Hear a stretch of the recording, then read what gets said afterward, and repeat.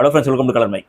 Hello friends, welcome to CM channel. சேனலில் பார்க்குற நீங்கள் சப்ஸ்கிரைபர்ஸ் பண்ணிட்டு சேனலில் பாருங்கள். இன்றைக்கி நம்ம வந்து ஜாதிகளை வச்சு நம்ம வந்து அரசியல் பண்ணலாம்னு நினச்சோம். ஆனால் இது ஊடகத்தில் வந்து நுழைஞ்சு ரொம்ப பிரச்சனை பண்ணிட்டே இருக்கு. நம்ம பொதுவாகவே இந்த ஜாதி இந்த விஷயங்களை வச்சு பேச மாட்டோம். அது என்ன ஒரு கான்ட்ரவர்சியான கேவலமான ஒரு விஷயம். அது கேர் பண்றது நம்ம இன்னைக்கு என்ன விஷயம் கேட்டீங்கன்னா, நம்ம கோபி சுதாகர் இருக்காங்க இல்லைங்களா, எல்லாருமே பரிதாபங்க சேனல் எல்லாருக்குமே சேனல் நம்ம பண்றோம், நம்ம தான் பண்றோம். அதுக்கு முன்னாடி அவங்க தான் நிச்சயமா அந்த மாதிரி ஒரு சேனல். அரசியல் வந்து சமூக அக்கறையோட சொல்றதுல பரிதாபங்கள் மிகப்பெரிய ஒரு சேனலா இருக்கு. ஆமா ஆரம்பத்துல அவங்க தான் அந்த அரசியல் கண்டென்ட் இன்னைக்கு வந்து நிறைய யூனிவர்சிட்டி நிறைய சேனல் உருவாயிருக்கலாம். ஆனா அரசியல் கண்டென்ட் ஃபர்ஸ்ட் ஆரம்பிச்சது அவங்க தான். அவங்கள பார்த்து நம்மளும் பண்ணிட்டு இருந்தோம். ஆமா, நிறைய இன்ஃபர்மேஷன் கொடுப்பாங்க. எப்படின்னு கேட்டீங்கன்னா, எல்லாரும் என்ன சொல்றோம்னா, ஹெச் ராஜா சார் யாரும் தெரியாது. பரிதாபல் சேனல்ல பார்த்தா ஹெச் ராஜா ஒருத்தர் இருக்காரு, இவங்க அப்படி இருக்காங்க, அது தெரியும். அவ்வளோ ஒரு ஃபேமஸான சேனலு. இப்போ அப்படியேப்பட்ட சேனல்ல ஒரு விழிப்புணர்வு வீடியோ போட்டுருந்தாங்க. அதுல இது நான் சொல்றேன். இன்னும் ரொம்ப வந்து அதிகமா அரசியல் கண்டென்ட் யூஸ் பண்ணாங்க. எப்போ இந்த திமுக ஆட்சி உள்ள வந்ததோ அவங்க அப்படியே கம்முன்னு ஆயிட்டாங்க. அரசியல் கண்டென்ட் போடுறதுல அது பர்சனலா அவங்க என்ன பிரச்சனை தெரியல. இது ஒரு வகையான ஒரு அழுத்தம் தானே. நிச்சயமா, கண்டிப்பா. இப்ப ஏன்னா அவர் ஒரு வீடியோ போட்டு திமுக பத்தி ஒரு வீடியோ போட்டாருன்னா எவ்வளவு பேர் பார்ப்பாங்க. அது ஒரு அவங்கள கட்சிக்கு ஒரு இழக்கீடு வந்துடும் அப்படிங்கிறதுக்காக அவங்களுக்கு தடுத்து போடாதீங்க சொல்லிட்டாங்க. விமர்சனங்கள் அதையும் விரும்ப மாட்டாங்க, அதனால கடுத்து நிறுத்திட்டாங்க, முடிஞ்சிச்சு. அதுக்கப்புறம் ஒரு வழியில போயிட்டு இருந்தாங்க. இப்ப ரொம்ப வருஷத்துக்கு அப்புறம் பாத்தீங்கன்னா, ஒரு சமூக அக்கறையோட அப்பப்போ சமூக அக்கறை போடுவாங்க, நிறைய அவேர்னஸ் கொடுப்பாங்க. இப்படின்னா சைலண்டா கொடுப்பாங்க. இப்பயும் அதே மாதிரி சைலண்டா எந்த கம்ப்யூட்டர் மென்ஷன் பண்ணாம சொல்லியிருக்காங்க. ஆமா, சரியா? அதுதான் சொல்றேன்ல, அது அவங்க பேசிட்டு தப்பான விஷயமே கிடையாது. ரொம்ப ரொம்ப சரியான விஷயம் பேசிருக்காங்க அவங்க. ஏன்னா ஒரு சில பேருக்கு வந்து அது உறுத்துது. ஆமா, இன்னைக்கு காலம் பாருங்களா, இன்னைக்கு டெக்னாலஜில எப்படி வளர்ந்துட்டு இருக்கோம் பாருங்க. டெக்னாலஜி அவர் என்ன பேச சொல்லிடுறோம். இந்த மாதிரி அவர் ஒரு கட்சி தாஜதி கொலை நடந்துச்சு இல்லைங்களா, அது சம்மதமா நம்மளே பார்த்தோம். ரோட்ல வந்து ரொம்ப அராஜகம் பண்ணிட்டு நாங்க எல்லாரும் சோசியல் மீடியால பார்த்திருப்பீங்க. அது கண்ணியமா போனா யாரை பத்தி பேச போதே கிடையாது. அராஜகம் பண்ணிட்டு ஒரு ஸ்கிரீன் ஃபுல்லா போஸ்டர் ஓடிட்டு போனாங்க. அதை வச்சு அவங்க என்ன பண்ணாங்கன்னா ஒரு கருத்து தெரிவிச்சாங்க. அது நல்ல கண்டென்ட் தான் போட்டிருந்தாங்க. இந்த மாதிரி நடக்காதீங்க, படிக்க போங்க. அராஜகம் பண்றாங்க, அவங்கள திட்ட முடியாது. ஏன்னா படிப்பறிவு இல்லாத திட்ட முடியாது. ஏன்னா அவங்களுக்கு புரியாது. அவங்களுக்கு சொன்னா உண்மையா அறிவு இல்லாம இந்த மாதிரி பண்ண மாட்டாங்க.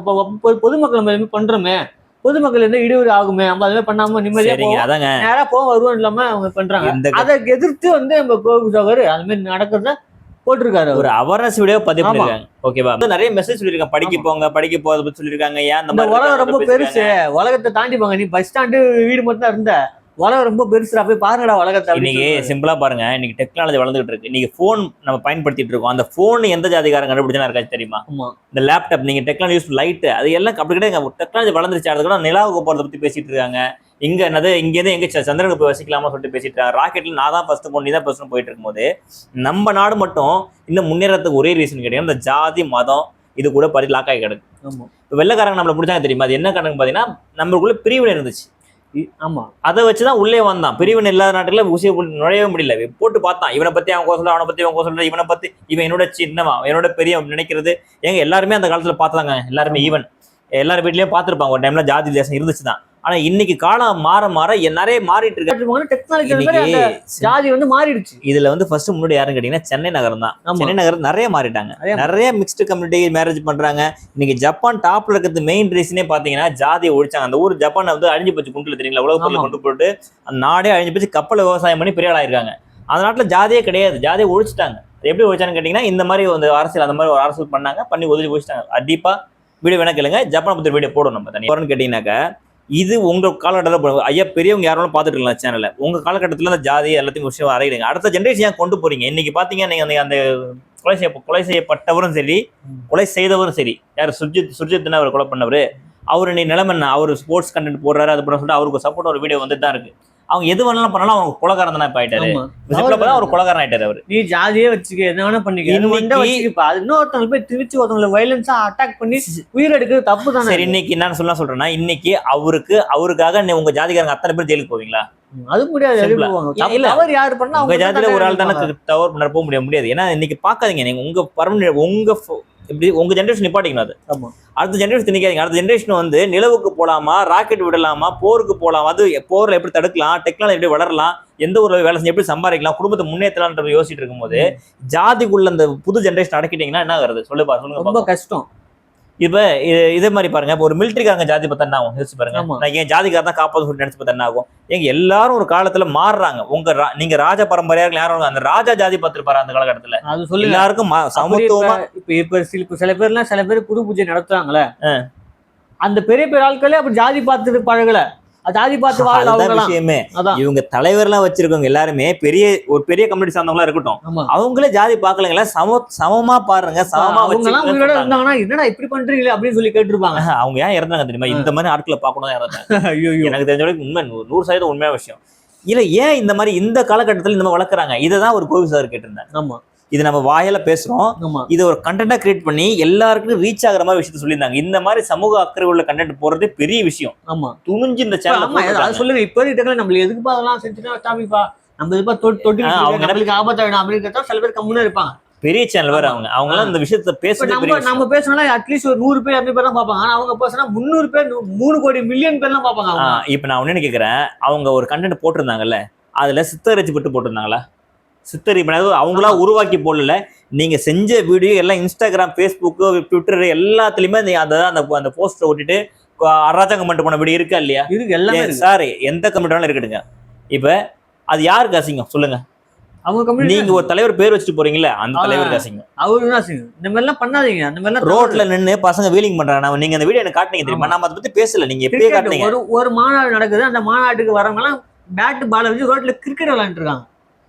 ஏன் இந்த ஜாதி ஆதிக்கம் இப்படி இருக்கு? இப்படி இருந்தீங்கன்னா எப்படிங்க அடுத்த காட்டு நாடு உருப்படும்? அது இப்போ எல்லா மாநிலம் டெவலப் ஆயிடுச்சு, எல்லா நாடும் டெவலப் ஆயிடுச்சு. இப்போ உதாரணத்துக்கு இப்போ தமிழ்நாட்டை தாண்டி நீங்க வெளில போயிட்டீங்கன்னு வச்சுக்கலாம். சார் நீங்க எந்த கம்யூனிட்டியில இருங்க சார், டேரக்டா கேட்குறேன். ஒரு தமிழ்நாட்டை தாண்டி வெளில போயிட்டீங்க, உங்களுக்கு என்ன சொல்லுவாங்க?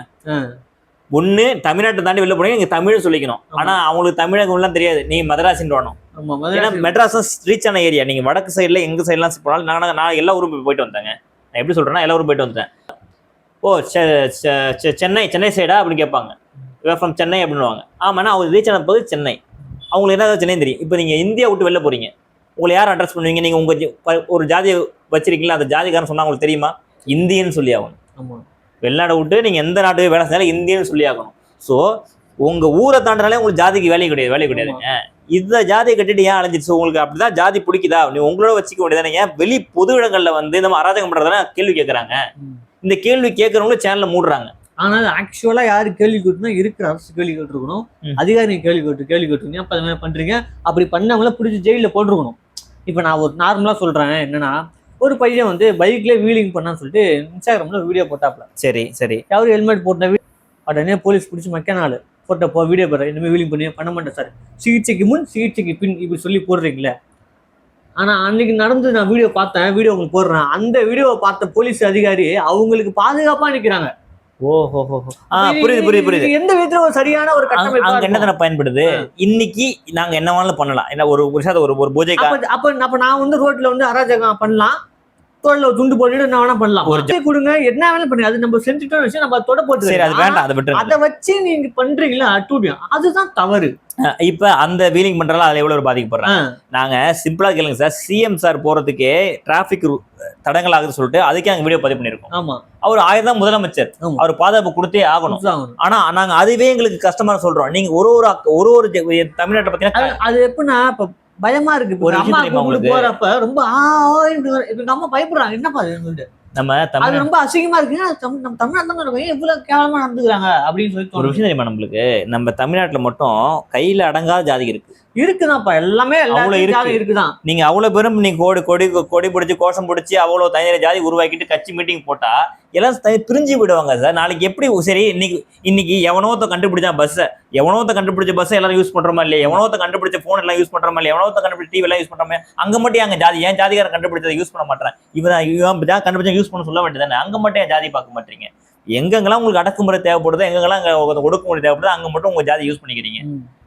எந்த ஜாதியும் எல்லா கம்பெனியும் தான் கேட்கறோம். நம்ம அரசியலுமே நடக்குது. இப்ப ஏன் இப்ப அந்த அரசு நினைச்சு தடுக்கலாம், ஆனா தடுக்க மாட்டாங்க.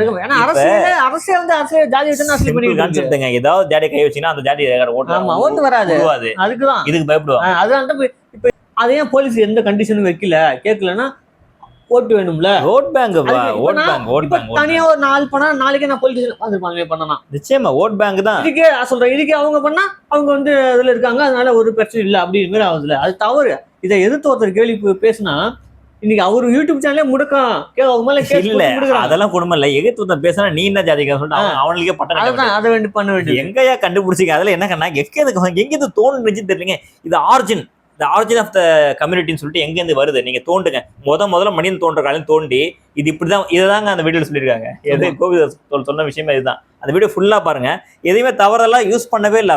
அவங்க சொல்லியிருக்காங்க இந்த மாதிரி நடந்ததை இந்த மாதிரி பண்ணாதீங்க. ஏன்னா அடுத்த ஜெனரேஷன் கண்டிப்பா நல்ல நிலைமைக்கு எடுத்துட்டு போக வேண்டியது நம்மளோட கடமைங்க. இன்னைக்கு பெட்ரோல் இருக்க எந்த கம்யூனிட்டி ஆளாலும் பாருங்க, அடுத்த ஜெனரேஷன் உருவாக்குறது உங்க கடமை. உங்களுக்கு பிடிக்கலையா நீங்க ஒதுங்கி. ஜாதிகளேன்னு சொல்லி வளங்க. எல்லா மக்களும் சமம். எல்லாம் நீ நானும் ஒரே பூமியில தான் வாழ்றோம். என்னடா உனக்கு எனக்கு ஏற்ற தாழ்வுனா பாரதியார் இருக்காருல்ல, எந்த பாரதியார்? மகாகவி பாரதியார் இருக்காரு இல்லைங்களா? அவர் என்ன கம்யூனிட்டி சேர்ந்தவர் தெரியுமா? அவர் ஒரு ஐயர் கம்யூனிட்டி சேர்ந்தவர். எதுக்காக சொல்றேன்னா சிம்பிளா சொல்றேன். அவரு ஜாதிகளே இல்லையடி பாப்பான்னு ஒரு பாட்டு பாடிருக்காரு. எதுக்காக தெரியுமா? எல்லா ஊரும் சுத்தி வந்தாங்க, அவங்க ஜாதியில அடக்குமுறை நிறைய இருந்துச்சு. இதெல்லாம் இருக்கக்கூடாதுன்னு சொல்லிட்டு அந்த காலத்திலேயே வெளியே வந்து இந்த மாதிரி பாடல்களை கவிதையில எழுதுறாங்க. அப்ப ஜாதிகள் இல்லையடி பாப்பான்னு சொல்லிட்டு படிக்கிறதுல மட்டும்தான் படிச்சுட்டு இருக்கோம். அதை யாரும் பின்பற்ற மாட்டோம். அப்ப எந்த காலத்திலேயே எந்த காலத்திலேயே மாற ஆரம்பிச்சுட்டாங்க. இன்னும் இந்த உலகம், நவீன உலகத்துல அடுத்த உலகம் வந்து பூமியை விட்டு வெளில போய் வசிக்க போற சொல்லிட்டு இருக்கோம். இப்ப செவ்வாய் கிரகத்துக்கு போவாங்க, போயிட்டு அங்க ஏலியன் இருக்கும். நீ ஜாதி இல்ல, நான் தான் முதல்ல கோரல ஏலியன் ஜாதின்னு சொல்லிட்டு அங்கே போய் ஜாதி அங்கேன்னு சொல்லிட்டாங்க. பூமியில இருந்து போனா சொல்லுவான் போல இருக்கு. அப்பா கடவுளே வேணாம். இது நான் சொல்ல விஷயம் என்னன்னாக்க, கோபி சுதாகர் போட்ட விஷயம் எங்களை பொறுத்த வரைக்கும் மிக சரியான விஷயம். நாங்க அதை விட்டு பேசாம பார்த்தோம். சரி இதெல்லாம் பேசலாம், எல்லாரும் தெரிஞ்ச விஷயம் நான் விட்டோம். ஆனா இன்னைக்கு அவங்களுக்கே ஒரு அடக்குமுறையான ஒரு விஷயம் ஒண்ணு வருது. சேனல்ல முடக்கம் சொல்றாங்க, அவங்க மேல கேஸ் போடுறாங்க, நீ எந்த ஜாதி சொல்லி கமெண்ட்ஸ் ரொம்ப மோசமா போகுது. சரி அவங்க அப்படி என்ன தவறு பண்ணாங்கன்றத சுட்டி காட்டுங்க. அதான் நம்ம கேக்குது. அப்படி என்ன சொல்றாரு, வீரனா இருந்தா ஏன்டா மொளாபடி குடுத்துட்டு போட்டுட்டு போய் சண்டை போடுற, கையில கத்திய குத்து சண்டை போட்டு தானே இங்க பாக்கலாம். கொலை பண்ணவன நியாயமாக்கிட்டாங்க. இங்க நல்ல விஷயம். கொலை பண்ண நியாயம் தான். ஏன்டா கொலை பண்ணு கேட்கறவனா நீங்க கொண்டு வந்து அடக்குறீங்க. இது என்ன கொடுமையா இருக்கு. இன்னைக்கு எங்க என்னடா போதுன்னே தெரியலையே. அதுதான் கஷ்டமா இருக்கு. இந்த பாக்குறப்போ ஏன்டா ஒண்ணுமா அறியாம வாழ்ந்துட்டு இருக்கீங்க அப்படின்னு சொல்லி எது நல்லது கெட்டதுன்னு தெரிய மாட்டேங்குது. இது முழுக்க அரசாங்கத்துல சரிதாங்க சார். வேலைதான் சொல்லுவேன். அப்படியே சொல்ல முடியும். ஏன்னா இன்னைக்கு அவங்க ஆட்சியில நடக்குது. உங்க ஆட்சியில இன்னைக்கு திமுக என்ன சொன்னாங்க, ஜாதியே இல்லைன்னு சொல்லிட்டு தானே வந்தாங்க. ஜாதி தான் அவங்களே புது ஜாதி உருவாக்கி தான் வெளில வந்தாங்க. நாங்க சொல்றது என்ன சொல்றோம்னா, ஜாதியே இல்லை எங்களுக்கு வேணாம், எல்லா மக்களும் சமம், எல்லா மக்களும் ஒரே மக்கள் தான் சொல்லி நாங்க நினைக்கிறோம். எங்களோட கருத்து அதுதான். யாரு தேட்ட தழுவு இல்லாம பாக்கணும், அவ்வளவுதான். சக மனுஷனா பாருங்க, அவ்வளவுதான் எங்களோட கருத்து. நாட்டுடைய லிஸ்ட்ல பாத்தீங்கன்னாக்க சில சலுகைகள் கிடைக்குது, அதுக்கு மட்டும் யூஸ் பண்றாங்களா, அதோட நிப்பாட்டிங்க. எங்களுக்கு அதுலயே உடன்பாடு கிடையாது. ஆக்சுவலா அது சலுகைகள்ல உடன்பாடு கிடையாது ஆக்சுவலா. ஆனா வேற வழி இல்ல. சில ஒண்ணுமே இல்லாத மக்களுக்கு கல்வி தேவைப்படுது. உள்ள பூந்து பார்த்தா அதோட முக்கியத்துவம் என்னன்னு தெரியும், தேவைப்படுது அவங்களுக்கு. சரி ரைட், அப்படி இருக்கட்டும். இப்ப என்ன விஷயம்னா, நீங்க அடுத்த ஜென்ரேஷன், வரக்கூடிய ஜென்ரேஷனை ஒழுங்கான கட்டமைப்புல வளர்த்தீங்கன்னா தான் நாடு டெவலப் ஆகும். நீங்க டெவலப் ஆவீங்க. நீங்க டெவலப் ஆனா நாடு டெவலப் ஆகும். ஒண்ணு இல்ல என்னன்னா, நீ நான் எல்லாம் ஒண்ணுதான்ப்பா, ஜாதி தான் இருக்குது. நீ எல்லாம் ஒரு ஏற்றத்தாழ்வு ஒழிஞ்சிட்டாலே ஜாதி ஒழிஞ்ச மாதிரிதான். கண்டிப்பா நிச்சயமா பாக்குறேன் நீ அந்த ஆள் தான் அப்படின்னு அப்படி நினைக்கிறது. அப்படி நினைப்பு இல்லைன்னா ஜாதியா இருக்காது. அங்கேதான் முடிஞ்சிடும் உனக்கு. நம்ம ஊர்ல பேசுறோம் இல்லைங்க, நடக்கதான் செய்யுது. தடுக்கவே முடியாது. இல்ல தடுக்க முடியாதுங்க. கொஞ்சம் மாறுங்க தான் சொல்றோம். நம்ம முயற்சி பண்ணுங்க சொல்றோம். அதான் நான் திருப்பி ஆரம்பத்துல என்ன நினைக்கிறேன், இது வந்து ரொம்ப ஆபத்தான விஷயம் சொல்ல வரும். காமனா இருக்க பீப்புள்ஸ் யாரும் ஜாதி பாக்குறது இல்லை. எங்களோட விஷயம் கான்செப்ட் அதுதான். நீங்க உதாரணத்துக்கு மிலிட்டரி மேனா சொல்லிட்டேன் நான். இதுக்கு மேல உங்க விருப்பம், நீங்க பாத்துக்க. நன்றி வணக்கம். இது நம்ம காலர் மைக் சேனல். தொடர்ந்து உங்க ஆதரவு கொடுங்க. வீடியோ பாக்குறீங்க, சப்ஸ்கிரைபர்ஸ் பண்ணிக்கங்க. தொடர்ந்து வீடியோ போட்டிருக்கோம், கொஞ்சம் ஆதரவு கொடுங்க. நன்றி, வணக்கம்.